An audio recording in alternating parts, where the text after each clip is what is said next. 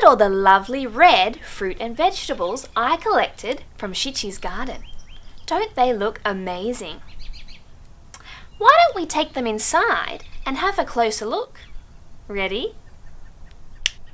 Let's have a look inside my basket.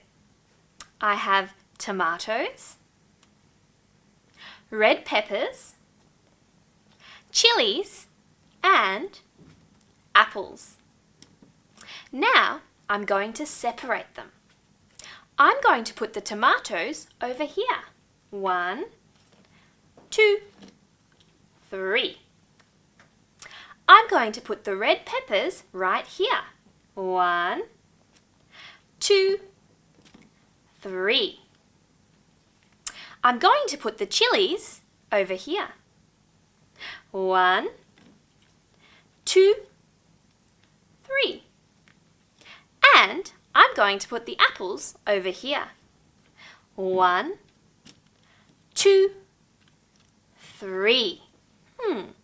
Tomatoes, red peppers, chilies, and apples. This apple looks delicious.